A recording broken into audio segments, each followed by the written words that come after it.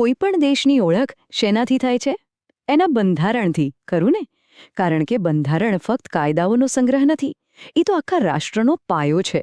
તો ચાલો આજે આપણે ભારતના બંધારણના એ જ પાયાના અનુચ્છેદો એટલે કે અનુચ્છેદ 1 થી 11 ની અંદર ડૂબકી મારીએ અને સમજીએ કે ભારતને એક રાષ્ટ્ર તરીકે કેવી રીતે વ્યાખ્યાયિત કરાયું છે.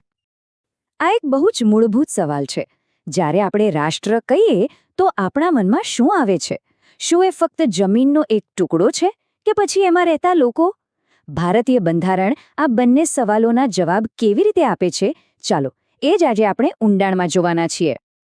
જો આપણા બંધારણના પહેલા 11 અનુચ્છેદ છે ને, એ રાષ્ટ્રની ઓળખના બે મુખ્ય સ્તંભો નક્કી કરે છે. પહેલો સ્તંભ છે દેશનો પ્રદેશ એટલે કે એનો ભૌગોલિક નકશો, અને બીજો સ્તંભ છે એ પ્રદેશમાં રહેતા લોકો એટલે કે દેશના નાગરિકો. ચાલો આપણે શરૂઆત કરીએ દેશના નકશાથી. તો આપણું બંધારણ ભારતના ભૌગોલિક અને રાજકીય નકશાને કઈ રીતે જુએ છે, એને કેવી રીતે આકાર આપે છે? ખાસ કરીને જે લોકો સ્પર્ધાત્મક પરીક્ષાઓની તૈયારી કરી રહ્યા છે એમના માટે આ ભાગ ખૂબ જ અગત્યનો છે.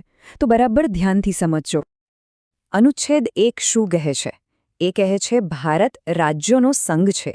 અહીં ફેડરેશન શબ્દનો ઉપયોગ નથી થયો અને જાણી જોઈને નથી થયો. આનો સીધો અને સ્પષ્ટ અર્થ એ છે કે ભારત કોઈ કરારનું પરિણામ નથી કે રાજ્યો ભેગા મળીને બન્યું હોય. આથી કોઈ પણ રાજ્યને સંઘમાંથી છૂટા પડવાનો અધિકાર જ નથી. ભારત એક અવિભાજ્ય સંઘ છે. યુપીએસસી અને જીપીએસસી જેવી પરીક્ષાઓ માટે આ એક ખૂબ જ મહત્વનો કોન્સેપ્ટ છે. આપણું બંધારણ કેન્દ્રીય સંસદને ભારતના નકશા બાબતે ગજબની શક્તિ આપે છે. અનુચ્છેદ 2 અને 3 મુજબ સંસદ માત્ર નવા રાજ્યોને ભારતમાં સામેલ જ નથી કરી શકતી, પણ એ હાલના રાજ્યોના નામ બદલી શકે છે, એમની સરહદો બદલી શકે છે અને એમનું અસ્તિત્વ પણ બદલી શકે છે. તો આખી પ્રક્રિયા કામ કઈ રીતે કરે છે? ચલો એને એકદમ સરળ સ્ટેપ્સમાં સમજીએ. સૌથી પહેલાં તો રાષ્ટ્રપતિની ભલામણ પછી જ આવું કોઈ બિલ સંસદમાં રજૂ થઈ શકે. પછી એ બિલને જે તે રાજ્ય પાસે એમના મંતવ્ય માટે મોકલવામાં આવે છે. પણ અહીંયા એક મોટો સવાલ એ છે કે શું રાજ્યનું મંતવ્ય સરકાર પર બંધનકર્તા છે? અને જવાબ છે ના. રાજ્યની વિધાનસભા શું કહે છે એનો અભિપ્રાય કેન્દ્રીય સંસદ માટે બિલકુલ બંધનકર્તા નથી. સંસદ ઈચ્છે તો રાજ્યના મતને સ્વીકારે અને ઈચ્છે તો એને અવગણી પણ શકે છે. અને આ જ વસ્તુ ભારતના સંઘીય માળખાના એકાત્મક ઝોક એટલે કે યુનિટરી ટિલ્ટને બતાવે છે.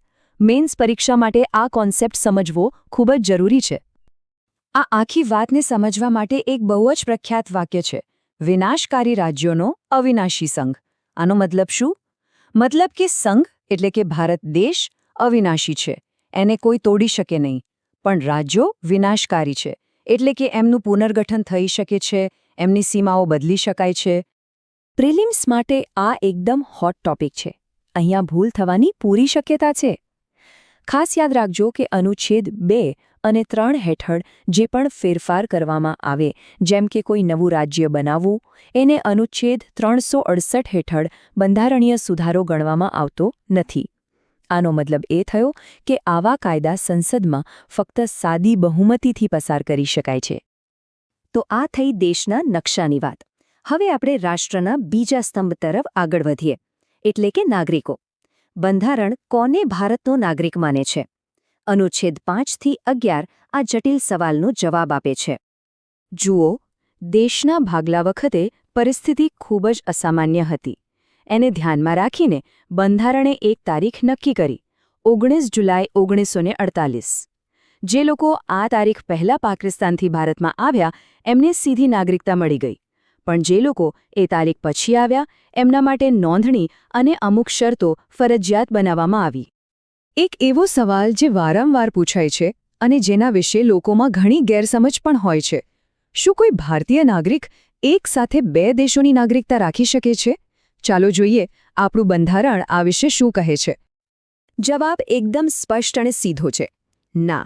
અનુચ્છેદ 9 બિલકુલ ચોખવટ કરે છે કે જો કોઈ ભારતીય નાગરિક પોતાની મરજીથી કોઈ બીજા દેશની નાગરિકતા સ્વીકારે તો તેની ભારતીય નાગરિકતા એ જ ક્ષણે આપોઆપ ખતમ થઈ જાય છે. ભારત એકલ નાગરિકતાના સિદ્ધાંત પર ચાલે છે. અને હવે આવે છે સૌથી નિર્ણાયક અનુચ્છેદ, અનુચ્છેદ 11. આ અનુચ્છેદ નાગરિકતા સંબંધિત કોઈપણ કાયદો બનાવવાની બધી જ સત્તા સંસદને સોંપે છે. યાદ રાખજો, બંધારણમાં જે નિયમો હતા એ મુખ્યત્વે 26 જાન્યુઆરી 1950ની સ્થિતિ માટે હતા. ભવિષ્યમાં નાગરિકતાના નિયમો કેવા હશે એ નક્કી કરવાની સંપૂર્ણ સત્તા સંસદને આપવામાં આવી અને આ સત્તાના આધારે 1955માં નાગરિકતા અધિનિયમ બનાવવામાં આવ્યો. ચાલો, તો અત્યાર સુધી આપણે જે પણ ચર્ચા કરી એને હવે પરીક્ષા માટેના કેટલાક મુખ્ય મુદ્દાઓમાં ફેરવી નાખીએ. આનાથી રિવિઝન કરવામાં ખૂબ જ સરળતા રહેશે. આ ટેબલ પર નજર કરો. આ તમને બતાવશે કે પ્રિલિમ્સ અને મેઇન્સની તૈયારીમાં શું ફરક છે. પ્રિલિમ્સ માટે રાજ્યોનો સંઘ જેવા તથ્યો ગોખી લેવા જરૂરી છે, જ્યારે મેઇન્સ માટે અવિનાશી સંઘ અને એકાત્મક ઝોક જેવા ઊંડાણપૂર્વકના ખ્યાલોનું વિશ્લેષણ કરતા આવડવું જોઈએ. અને છેલ્લે, આ બધું જ યાદ રાખવા માટે એક સરળ પણ એકદમ પાવરફુલ ટ્રીક. અનુચ્છેદ 1થી 4 એટલે દેશનો નકશો અને અનુચ્છેદ 5થી 11 એટલે એ નકશા પર રહેનારા નાગરિકનો પાસપોર્ટ. બસ આટલું યાદ રાખી લો. આ અનુચ્છેદોનો મૂળ હેતુ તમે ક્યારેય નહીં ભૂલો.